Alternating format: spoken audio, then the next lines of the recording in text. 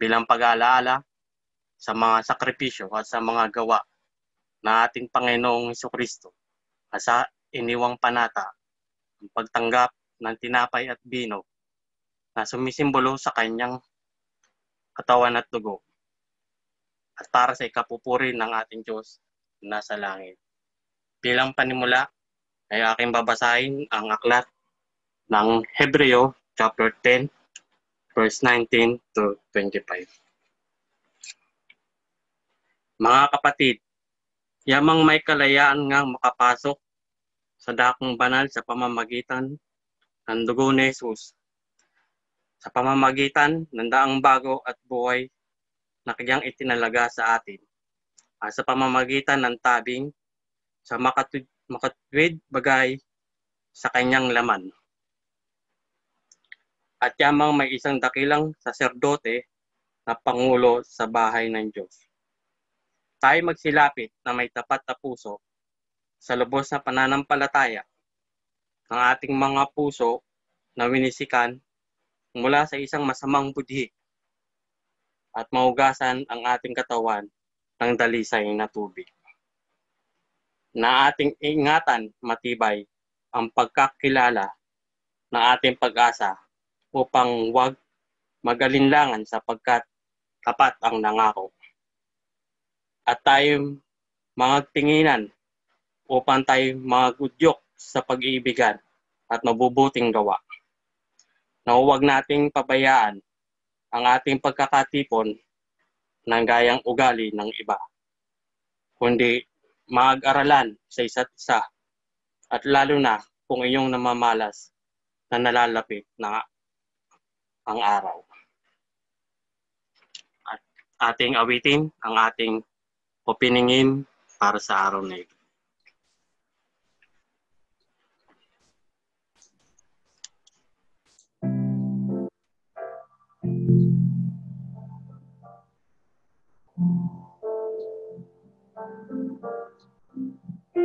Teach me thy way, teach me thy way, thy guiding grace and God, teach me thy way, help me to walk right, for thy faithfulness, thy sight, lead me with every light, teach me thy way.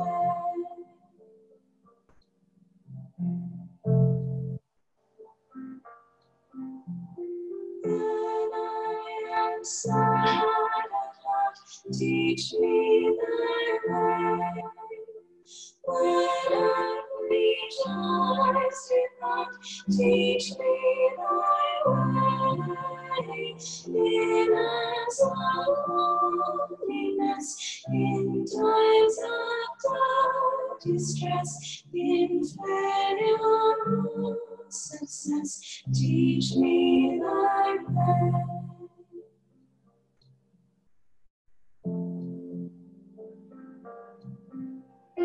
When doubts and fears arise, teach me thy way.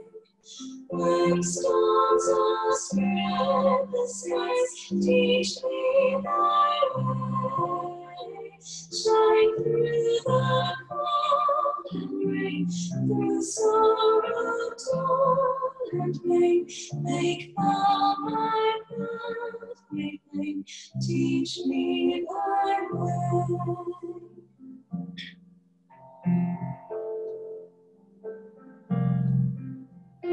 Long as my life shall last, teach me thy way. Where thy Lord because, teach me thy way. Until thy race is run, until the job is done, until the crown is won, teach me thy way.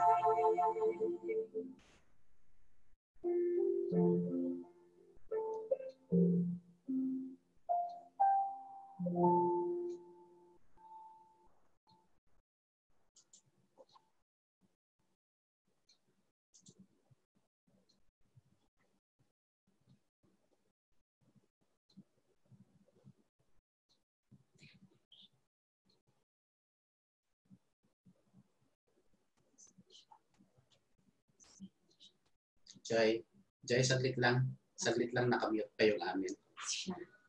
Nakamute ka. Sorry. Manalangin tayo, mga kapatid. Ama namin mga pangyarihan sa lahat, lumikha ng langit at lupa, sagana sa kawan at biyaya, Ama namin sa pananampalataya, Abraham, Isaac at Israel. Kami nagpapasalamat sa oportunidad na ibinigay mo sa amin upang mapagbigay papuri sa iyo at sa mga biyayan namin na natanggap at sa aming matatanggap. Kami ay dumadalangin na iyong patawarin kami sa aming mga pagkakasala at kaya hindi namin ang iyong patawarin ang mga nagkakasala sa amin. Dinadalangin din namin ang kaligtasan ng aming mga pamilya, mga kapatid, kaibigan, lalo na ang mga dumadaan ng matinding pagsubok at kapighatian dulot ng pandemya. Naway ito'y ay aming mapagtagumpayan. Maging man ang mga pinuno, sila ay iyong pag-ingatan at iyong gabayan sa kanilang mga gawain. At iyo din pagalingin ang mga taong merong karamdaman upang kapayapaan ay siyang lumagana. Sa araw na ito, Ama, kami ay dumadalangin na iyong tulungan, gabayan para sa aming pagsasaliksik ng inyong mga salita. Na iyong linisin ang bawat puso at isipan sa amin. Nang sa gayon ay lubos naming maunawaan at pagkaroon kami ng karunungan sa aming pagsasaliksik sa inyong mga salita. Ang dalangin na ito ay aming pinaabot sa pangalan ng aming Panginoong Jesucristo, ang aming tagapamagitan, tagapagligtas, at inyong buktong na anak. Amen. At para sa ating reading sa araw na ito, ay aking inaanyayahan si Brother Jomari upang pangunahan ang ating pagbasa mula sa aklat ng 1 Timothy chapter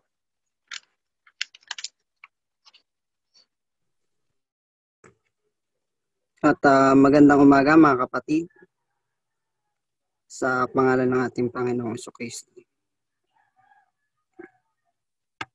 At atin nga basahin ang pagbabasihan ng eksortasyon sa 1 Timoteo sa Kabanata 1.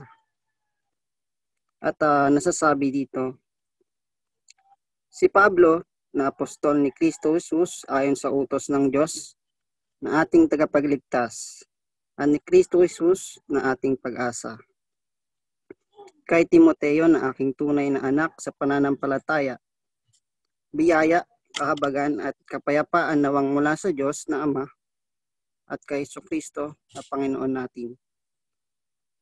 Kung paanong pinamanhik ko sa iyo na ikaw ay matira sa Efeso nang pumaparoon ako sa Macedonia upang maipagbilin mo sa ilang tao na wag magsipagturo ng ibang aral. Niwag makinig sa mga katha at sa mga kasaysayan ng mga lahi na walang katapusan na pinanggagalingan ng pagtatalo at hindi ng pagkakatiwalang mula sa Diyos na nasa pananampalataya ay gayon din ang ipamamanhik ko ngayon. Ngunit ang kinauuwian ng bilin ay ang pag-ibig na nagbubuhat sa malinis na puso at sa mabuting budhi at sa pananampalatayang hindi pa imbabaw. Na pagkasinsay ng iba sa mga bagay na ito ay magsibaling sa walang kabuluhang pananalita na nagsisipagnasang maging mga guro ng kautusan, bagaman di nila natatalastas kahit ang kanilang sinasabi, kahit ang kanilang buong tiwalang pinatutunayan. Datapwat nalalaman natin na ang kautusan ay mabuti kung ginagamit ng tao sa matuwid. Yamang nalalaman ito na ang kautusan ay hindi ginawa dahil sa taong matuwid, kundi sa mga walang kautusan at manggugulo, dahil sa masasama at mga makasalanan, dahil sa mga di banal at mapaglapastangan, dahil sa nagsisipatay sa ama at sa nagsisipatay sa ina, dahil sa mga mamamatay tao, dahil sa mga nakikiapid, dahil sa mga mapakiapid sa kapwa lalaki, dahil sa mga nagnanakaw ng tao, dahil sa mga bulaan, dahil sa mga mapagsumpa ng kabulaanan, at kung mayroon pang ibang bagay laban sa mabuting aral. Ayon sa ebanghelyo ng kalwalatian na mapagpalang Diyos na pinagkatiwala sa akin, nagpapasalamat ako sa Kanya na nagpapalakas sa akin kay Kristo Jesus na Panginoon natin, sapagkat ako'y inari niyang tapat, na ako'y inilagay sa paglilingkod sa Kanya. Bagaman ng unay, ako'y naging mamungusong at mag-uusig at mga alipusta. Gayon may kinahabagan ako, sapagkat kayo'y ginawa ko sa di pagkakaalam sa kawalan ng pananampalataya. At totoong sumagana ang biyaya ng ating Panginoon na nasa pananampalataya at pag-ibig na pawang kay Kristo Jesus. Tapat ang pasabi at nararapat tanggapin ng lahat na si Kristo Jesus ay naparito sa sanglibutan upang iligtas ang mga makasalanan, na ako ang pangulo sa mga ito. Gayon may dahil dito, kinahabagan ako upang sa akin na pangulong makasalanan ay maipahayag ni Hesukristo ang buong pagpapahinuhod niya, na halimbawa sa mga nagsisimpalataya sa Kanya sa ikabubuhay na walang hanggan. Ngayon sa haring walang hanggan, walang kamatayan, di nakikita, sa iisang Diyos ay ang kapurihan at kaluwalhatian magpakailan-kailanman. Siya nawa. Ang biling ito ay ipinagtatagubilin ko sa iyo, Timoteo, na aking anak, ayon sa mga hula na nangauna tungkol sa iyo, upang sa pamagitan ng mga ito ay maipagbaka ka sa mabuting pakikipagbaka. Naingatan mo ang pananampalataya at mabuting budhi, na nang ito'y ikatakwil ng iba sa kanila ay nangabagbag tungkol sa pananampalataya. Na sa mga ito'y si Himeneo at si Alejandro, na sila'y aking ibinigay kay Satanas upang sila'y maturuang huwag bamusong. Maraming salamat, Brother Jomari, sa malinaw na pagbasa. At bilang paghahanda para sa eksortasyon, ay ating awitin ang ating exhorting hymn.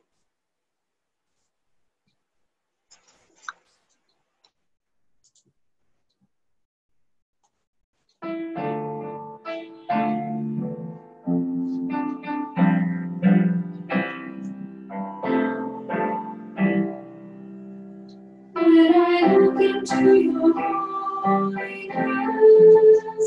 when I gaze into your loveliness, when all things that surround become shadows and I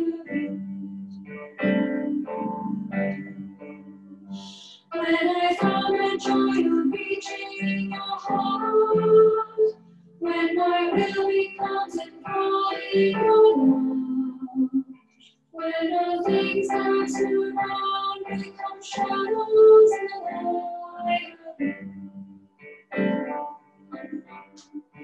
I worship you, I worship you. The reason I live is to worship you. I worship you. I worship you. The reason I live is to worship you.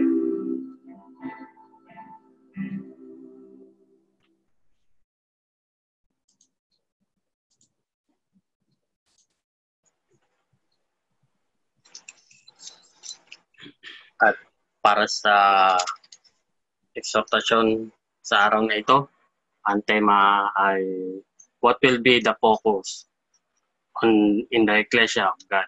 At aking inanyayan ang ating kapatid na si Noli Lagasca upang ibahagi sa atin ang exhortasyon sa araw.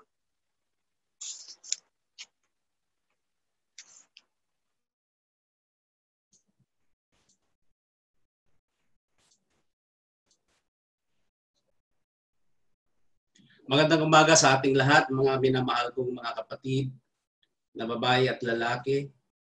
Ganon din sa ating mga kaibigan, mga interested friends natin na umaattend sa ating kanya-kanyang iglesia. Ganon din sa ating mga kapatid na nasa iba't ibang mundo. Mapagpala at napakagandang panahon ang ating panahon sa ngayon, bagamat tayo ay dumadaan sa mga kapighatian, mga pagsubok sa ating buhay.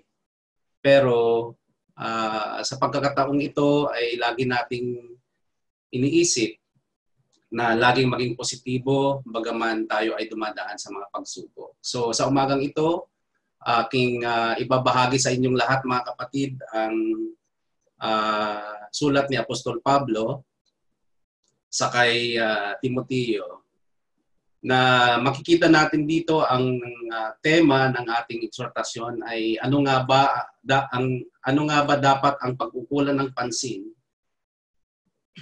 sa sangbahayan ng Diyos sa kapanahonang ito.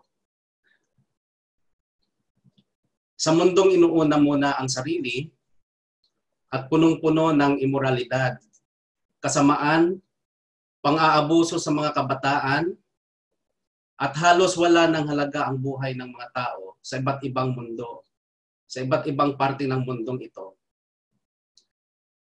At may gobyerno, ang gobyernong nawawalan na ng kontrol sa lahat, sa mga pangyayari.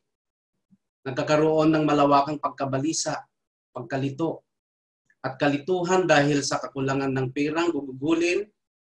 At higit sa lahat mga kapatid, may pandemya o sakit na kumakalat at hindi pa alam kung papaano malulunasan.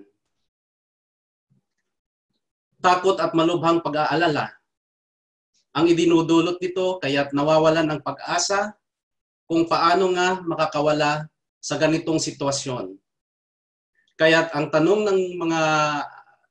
ng karamihan, bakit kaya nangyayari ang mga kapighatiang ito? Sa kasalukuyan mga kapatid, tayo din ay nasa gitna ng crisis na ito at nakakaranas ng mga kapighatiang ganitong pagsubok. Ngunit sa kabila ng lahat ng mga pangyayaring ito, ano kaya ang nararapat pagtuunan ng pansin ng bawat isang miyembro sa Iglesia ng Diyos? Ano kaya ang mas mahalagang gawain sa gitna ng crisis na ito? At ano nga ba dapat ang ating mga pinaglalaanan ng pansin o panahon?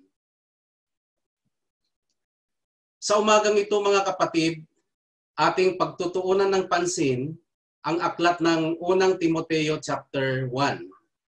Alam natin na ang aklat na ito ay isinulat ng ating Apostol Pablo para sa kanyang nakakabatang sugo na si Timoteo. Dito din natin malalaman ang kasagutan ng mga katanungang hinggil sa ano nga ba ang nararapat na pagtuunan ng pansin ang ating iglesia.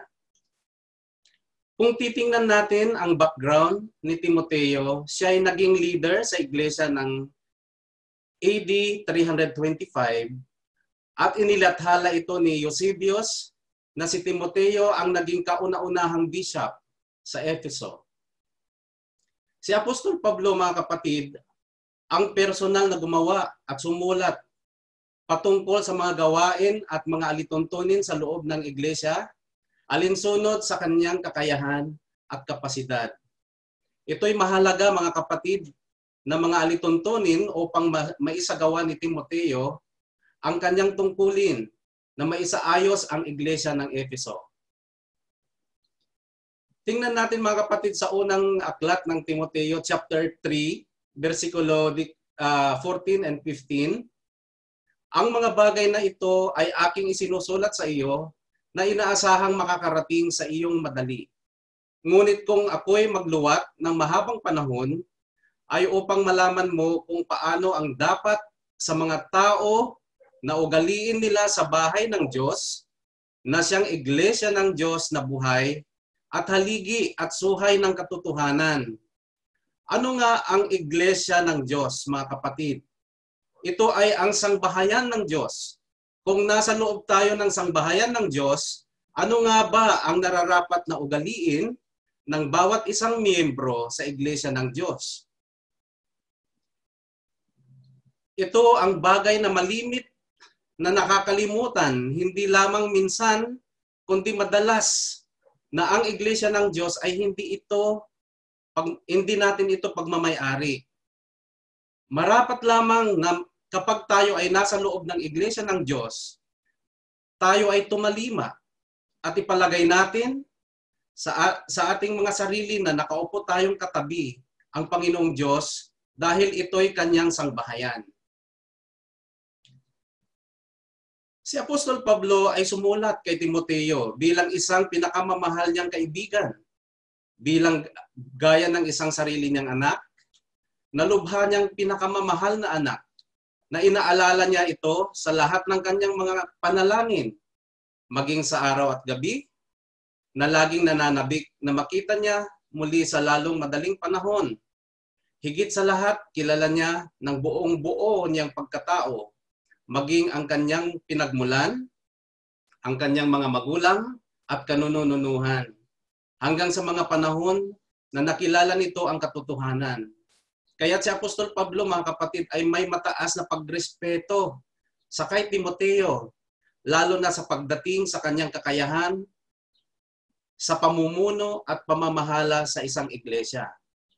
Si Apostol Pablo ay may sapat na kaalaman tungkol sa pinagmulan ni Timoteo at maging sa kanyang mga magulang at lola, kaya't kumpiyansa siya sa kanyang pagkatao. Sa reading natin, mga kapatid, titingnan natin sa verses 3 and 4. May mga ilang miyembro sa iglesia ng Diyos ang nagtuturo ng ibang doktrina na taliwas sa katuruan ni Kristo. Kaya't inaatasan ni Pablo si Timoteo na pigilin ang mga itong gawain sa loob ng iglesia ng Efeso.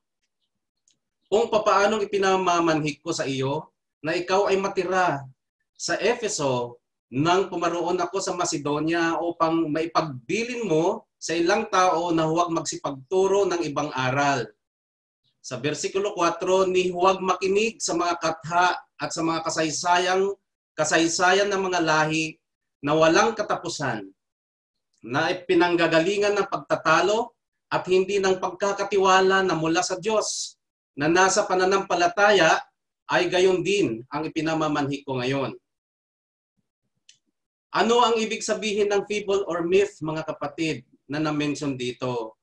Ito ay ang mga katha-kathang isip lamang at walang matibay na basihan at pawang walang katotohanan. Samantalang ang ibig sabihin ng endless genealogy ay ang kasaysayan ng mga lahi na walang katapusan. At ito'y inihahango sa mga aral upang baluktutin ang doktrina ni Kristo. Ang lahi na walang katapusan, ito ang binibigyang diin ng mga Hudyo na ang hinihirang na mga siwa sa mga iglesia ng Diyos ay dapat galing sa lahing ito. Sa makatuwid, mga kapatid, ginawa ito ng Diyos upang ihayag sa kanila na si Jesucristo mismo ang totoong high priest dahil galing siya sa lahi ni David. Ngunit ito ang mga ginagamit na kondisyon ng mga pari, baluktot at maling pagpapasya. Sa English, sa wikang English, too much emphasis on flesh relationships rather than ecclesial relationships. Pero, ano nga ba ang sinabi ng ating Panginoong Hesukristo, mga kapatid, nung siya'y hinahanap ng kanyang mga magulang at mga kapatid? Sino ang aking ina at mga kapatid? Higit niya pinahahalagaan ang mga taong gumagawa sa kalooban ng kanyang ama at hindi importante sa kanya kung ano at saang lahi ka nang galing. Sa reading natin, tuloy natin mga kapatid sa verses 5 and 6, ngunit ang kinauuwian ng bilin ay ang pag-ibig na nagbubuhat sa malinis na puso at sa mabuting budhi at sa pananampalatayang hindi pa imbabaw. Napagkasinsay ng iba sa mga bagay na ito ay nagsibaling sa walang kabuluhang pananalita. Totoo nga na ang mga gawaing ito sa loob ng iglesia ay hindi nakakatulong at walang pakinabang kundi pagkawatak-watak at pagkalito sa bawat miyembro sa iglesia ng Diyos. Binigyang diin ni Apostol Pablo kay Timoteo na huwag hayaang ugaliin ang mga mag-uusap sa loob ng iglesia sa mga bagay na walang kabuluhan, kundi pag-usapan ang mga bagay tungkol sa ating kaligtasan at sa nalalapit na pagbabalik ng ating Panginoong Hesukristo. At iginiit pa niya sa verse 5, titingnan natin sa reading natin, ngunit ang kinauuwian ng bilin ay ang pag-ibig na nagbubuhat sa malinis na puso at sa mabuting budhi at sa pananampalatayang hindi pa imbabaw. Kabilang dito sa mga paalaala ni Apostol Pablo kay Timoteo na ipalaganap ang pagiging positibo sa mga bagay na nangyayari sa loob ng iglesia at panumbalikin ang dalisay na pag-ibig sa bawat isa. Sa ngayon mga kapatid, tayo ay dumadanas at nakakaranas ng kapighatian sa ating buhay. Hindi natin alam kung hanggang kailan matatapos ang pagsubok na ito, ngunit naway palakasin natin ang bawat isa na kagaya ng ginawa ni Apostol Pablo kay Timoteo na ituro ang mga bagay na ito sa iglesia ng Efeso. At alam natin mga kapatid, sa kahuli-hulian, ang iglesyang ito, ang iglesia ng Efeso, ito ay nakilala bilang isa sa may matatag na pagmamahalan sa bawat isa at higit sa lahat, naging matibay sila sa pagkundina sa mga taong nagtuturo ng maling doktrina. Meron silang ganong pagmamahalan at pagtitinginan sa bawat isa sa kabila ng crisis mga kapatid. Kaya't kailangan maging positibo tayo sa lahat ng bagay at maging magiliw at may malinis na hangarin sa lahat ng bagay upang magkaroon tayo ng maaliwalas na sangbahayan ng Diyos o iglesia ng Diyos. Kailangan nating baguhin ang mga pag-uugali natin at linisin ang mga kasalanan natin simula sa ating mga sariling tahanan bago pumunta sa iglesia ng Diyos. Dahil habang palapit na palapit tayo sa pagbabalik ng ating Panginoong Hesukristo, baka lalong mahirapan tayong lahat mga kapatid na dalhin ang mga bagay na ito. Kaya't ang tanong, papaano nga ba natin masasabi na dalisay at malinis ang hangarin natin sa ating mga kapatid? Ika nga sa English ulit, love is the end product of other qualities. Anong ibig sabihin nun mga kapatid? Ang mga katangiang ito ay makikita sa mga taong inuuna muna ang ikalulugod ng Diyos kaysa sa sariling nilang kaligayahan. Ang dalisay na pag-ibig ay binubuo ng tatlong bagay. Ito ay ang mga dalisay na puso, may mabuting budhi, at dalisay na pananampalataya. At ano ang mga bagay na ito para sa atin? Ito ba'y makakatulong sa atin mga kapatid? Ang may dalisay na puso ay kabaligtaran ng mga taong nagtuturo ng maling doktrina at makikita natin sa unang Timoteo chapter 6 verses 3 to 5. Ang sabi sa verse 3, kung ang sinumay nagtuturo ng ibang aral, at hindi sumasang-ayon sa mga salitang nakakagaling, sa makatuwid ay sa mga salita ng ating Panginoong Hesukristo at sa aral na ayon sa kabanalan, ang gayon ay palalo, walang nalalamang anuman, kundi may sakit sa mga usapan at mga pagtatalo sa mga salitang pinagbubuhatan ng kapanganaghilian, mga pagkakaalit, mga pag-aalipusta, mga masasamang akala, pagtataltalan ng mga taong masasama ang pag-iisip, at salat sa katotohanan na nagsisipag-akala na ang kabanalan ay paraan ng pakinabang. Ano ang mabuting budhi, mga kapatid? Kung titingnan natin sa Hebrew chapter 5 verse 12 to 14, sapagkat nang kayo'y mga rarapat ng maging mga guro dahil sa kaluwatan, ay muling kayo'y nangangailangan na kayo'y turuan ninuman ng mga unang simulain ng aral ng Diyos. At naging tulad sa mga nangangailangan ng gatas at hindi ng pagkaing matigas, sapagkat bawat tumatanggap ng gatas ay walang karanasan sa salita ng katuwiran, sapagkat siya'y isang sanggol.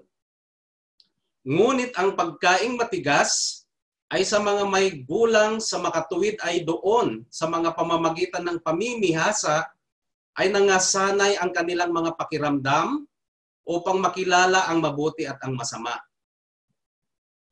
Ano ang tungkol sa dalisay na pananampalataya?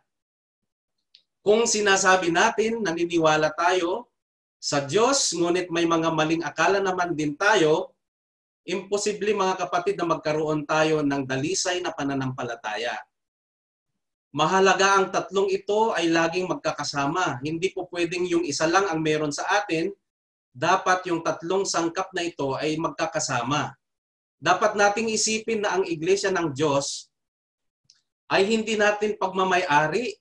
Ito ay pag-aari ng Diyos at marapat na tumalima tayo at paigtingin ang pagiging positibo at pagmamahalan ng bawat miyembro sa loob ng iglesia ng Diyos. Ang pananampalataya ay hindi magkakaroon ng kaganapan sa ating mga buhay, mga kapatid, kung hindi tayo nagbabasa ng banal na kasulatan. Hindi natin binabasa ang ating mga Biblia. Kailangan tanggapin natin na ang banal na kasulatan ay mga salita ng Panginoong Diyos at dapat tanggapin natin ang mga aral nito para sa ating mga sarili. Kailangang malaman natin ang kaibahan ng mabuti at masama kasi ang dalisay na pananampalataya ay kailanman hindi maituturing kung sarili natin mismo ay may mga maling akala at may masasamang pag-iisip. Kaya't sa ating reading sa 18 verses 18 to 20, basahin ko, mga kapatid, ang biling ito ay pinagtatagubilin ko sa iyo, Timoteo, na aking anak, ayon sa mga hula na nangauna tungkol sa iyo, upang sa pamamagitan ng mga ito ay makipagbaka ka ng mabubuting pakikipagbaka. Naingatan mo ang pananampalataya at ang mabuting budhi, na ito'y itakwil ng iba sa kanila'y nangabagbag tungkol sa pananampalataya. Nasa mga ito ay si Himeneo at si Alejandro na sila'y aking ibinigay kay Satanas upang sila'y maturuang huwag mamusong. Maging si Timoteo, mga kapatid, ay hindi din naiiba sa atin.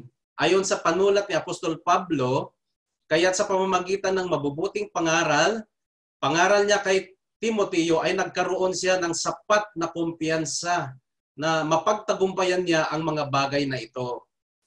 Kung wala ang tatlong ito kay Timoteo, malamang hindi niya napagtagumpayan, mga kapatid, ang mga paalaala ni Apostol Pablo sa kanya. Sa kabila ng mga pagsubok, kung wala tayo sa focus, hindi tayo grounded, wala tayong foundation, hindi natin mapagtatagumpayan ang mga pagsubok na ito, mga kapatid.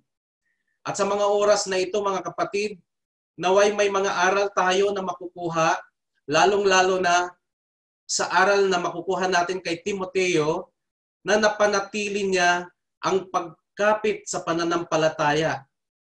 Gaano man katindi ang pagsubok na haharapin at napanatili niya na magkaroon ng mabuting budhi. Ito ang sinasabi sa versikulo 4 at 5 ng reading natin. Huwag makinig sa mga sa mga kasaysayan ng mga lahi na walang katapusan na pinanggagalingan ng pagtatalo at hindi ng pagkakatiwala na mula sa Diyos na nasa pananampalataya ay gayong din ipinamamanhi ko sa iyo. Ngunit, ang kinauuwian ng dilin ay ang pag-ibig na nagbubuhat sa malinis na puso at sa mabuting budhi at sa pananampalatayang hindi pa imbabaw. So, bago tayo makapagturo sa iba, kailangan munang pangaralan ang sarili at unang maging tagasunod sa mga aral upang ang mga tagapakinig ay sumunod sa kanya na gaya sa ginawa ni Timoteo. Ang tinutukoy ni Apostol Pablo, mga kapatid, ay sa versikulo 7 ng reading natin na nagsisipagnasang mga guro ng kautusan, bagaman din nila natatalastas kahit ang kanilang sinasabi, kahit ang kanilang buong tiwalang pinatutunayan. Alam nila ang batas, ngunit hindi nila ito lubusang nauunawaan. Ang tanong, paano nila ito maipapaliwanag sa iba? May mga ganitong klase ng mga miyembro sa Iglesia ng Diyos, mga kapatid. Gustong maging guro, ngunit ayaw tumanggap ng pagtuturo sa kanilang mga sarili. Alalahanin natin, mga kapatid, hindi lang sa mga nagbibigay ng eksortasyon at nagpre-preside na mga kapatid ang tagapagdala at nagdadala ng mabuting balita para sa ating lahat.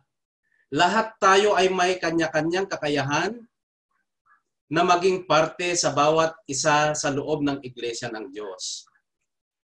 Walang nakakataas sa bawat isa sa atin.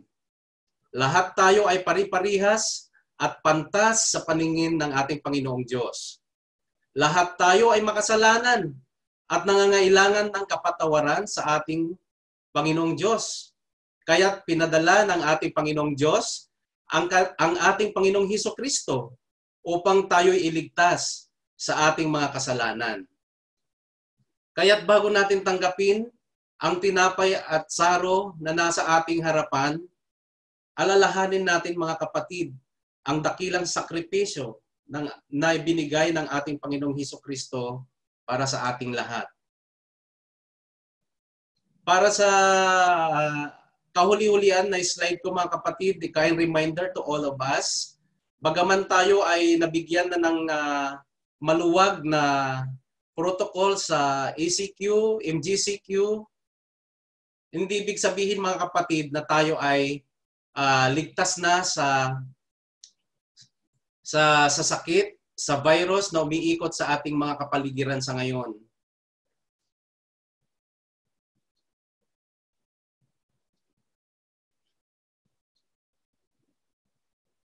Marami pong salamat, mga kapatid, at naway magkaroon tayo ng maaliwalas at ligtas na linggong ito, bagamat tayo ay nakakaranas ng iba't ibang pagsubok sa ating buhay.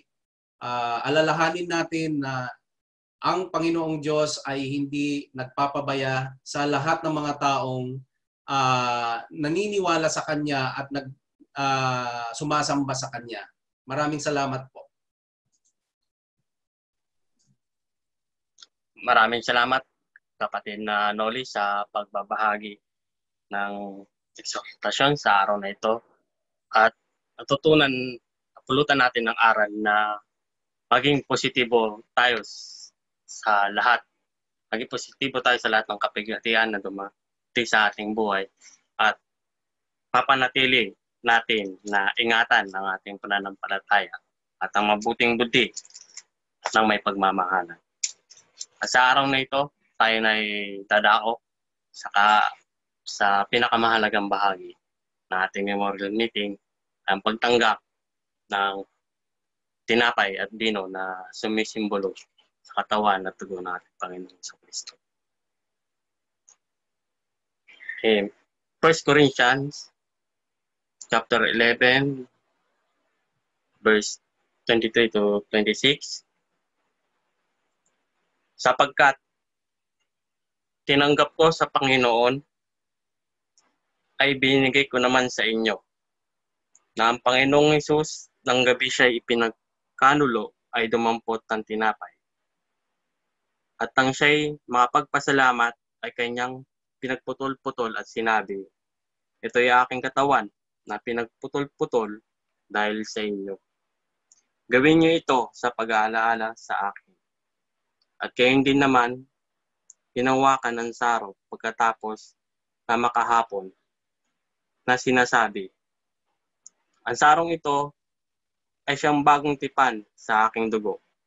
Gawin niyo ito tuwing kayo magsisiinom sa pag-alaala sa akin.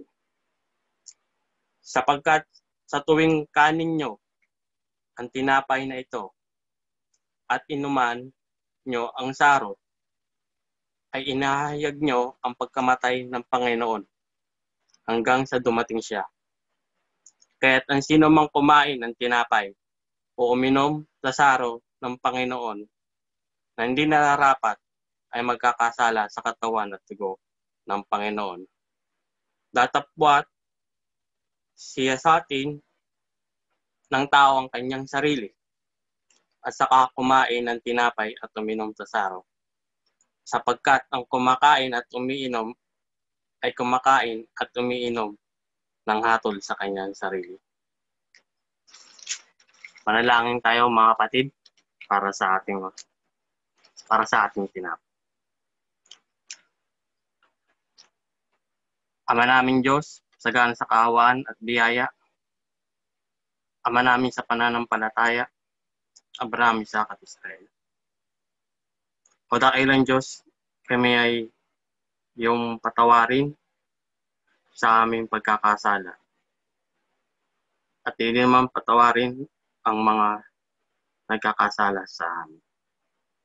Upang kami ay maging karapat-dapat sa pagtanggap ng tinapay na ito bilang pag-alaala sa katawan na aming Panginoong Jesucristo at alalahanin ang mga aral, ang mga salita at ang kanyang mga utos ay siyang ang tunay na tinapay ng buhay.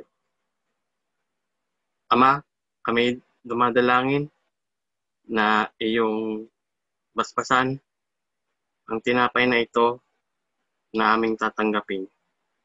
Kami nagpapasalamat sa napakagandang biyaya na ito. Ito lamang ang dalangin sa pangalan ng aming Panginoong Jesucristo. Amen. At maglaan tayo ng ilang sandali para makapagbigay ng bahagi ang ating mga kapatid sa kanilang mga tinapay.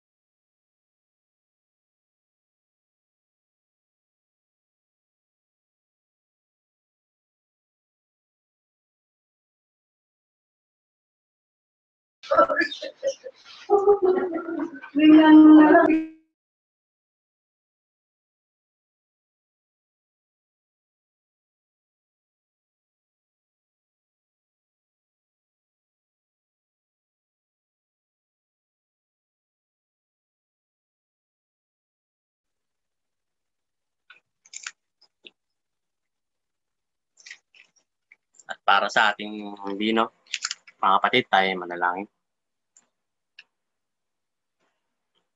Ama namin Diyos, sagal sa kawan at biyaya, Ama namin sa pananampalataya, Abraham, Isaac at Israel.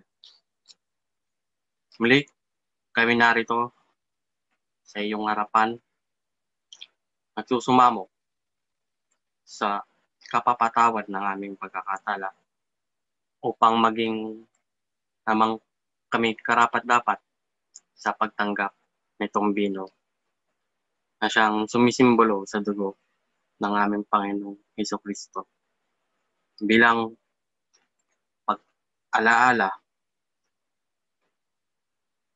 sa kanyang sakripisyo at sa dugong ibinuhos para sa amin at sa ikapapatawad ng mga kasalanan sa sanlibutan. Kami nagpapasalamat sa napakalaking biyayang ito. Kami dumadalangin na yung basbasan ang bino na ito na siyang aming tatanggapin. At lahat ng ito ay aking dinadalangin sa pangalan ng aming Panginoong Jesucristo. At maglaan tayo mga kapatid na ilang sandali para maagi ang bino.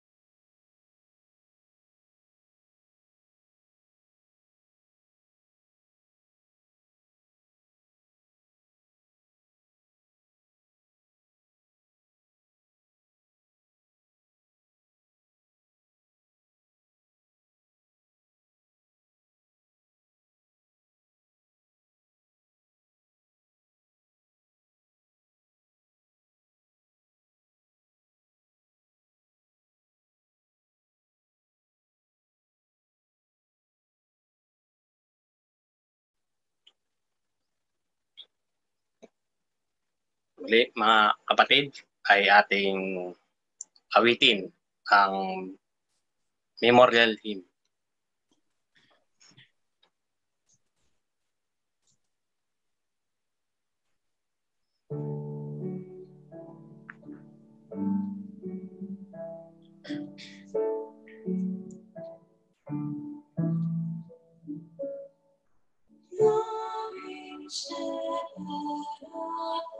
sheep.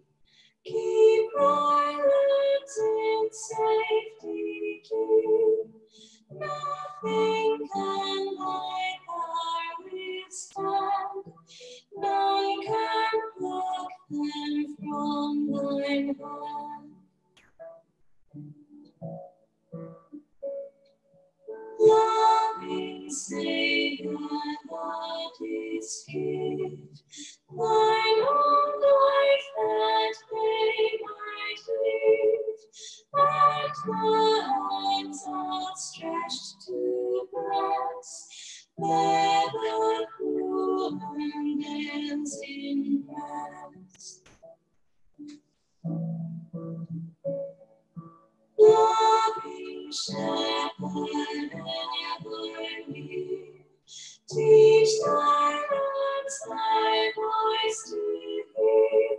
Suffer not their steps to stray from the straight and narrow way.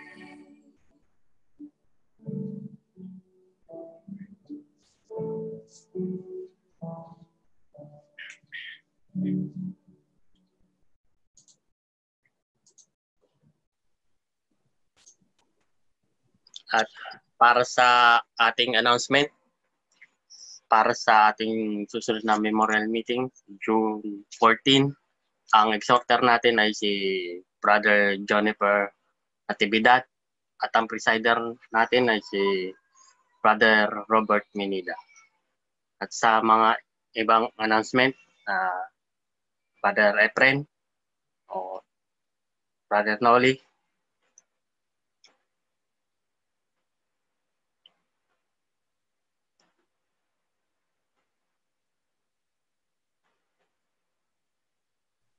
Okay na, Brother Jairus. Wala na. Thank you. Okay. At kung wala na pong ibang announcement, tayo na dadako sa huling bahagi ng ating memorial meeting. Ating awitin ang ating closing hymn at ang closing prayer ay pangungunahan ng ating kapatid na si Brother Jojo Alangil.